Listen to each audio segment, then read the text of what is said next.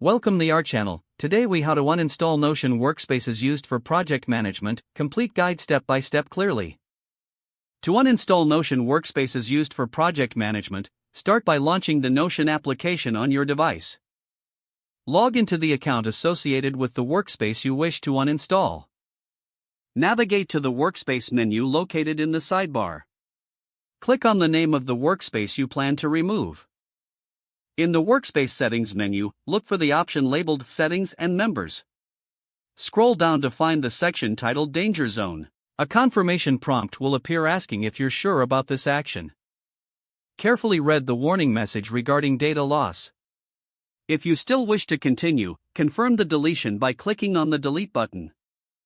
Wait for the application to process the request, which may take a few moments. Once the workspace is deleted, you will receive a notification confirming the uninstallation. To uninstall the Notion application entirely from your device, close the application if it is running. On Windows, go to the Control Panel and select Uninstall a Program. Find Notion in the list, right-click on it, and choose Uninstall. Drag the Notion icon to the trash, or right-click and select Move to Trash.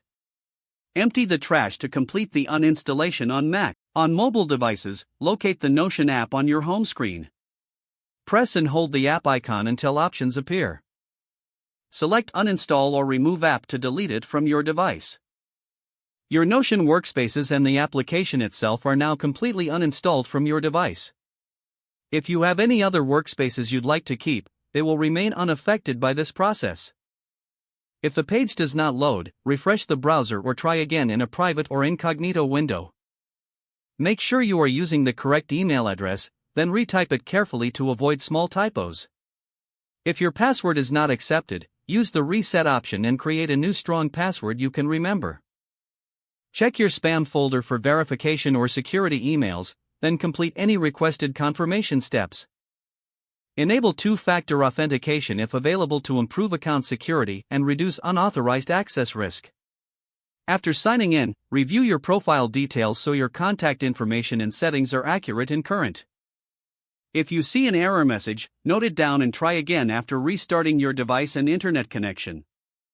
Log out when you finish, especially on shared devices, to keep your account and payment information secure. If the page does not load, refresh the browser or try again in a private or incognito window. Make sure you are using the correct email address, then retype it carefully to avoid small typos.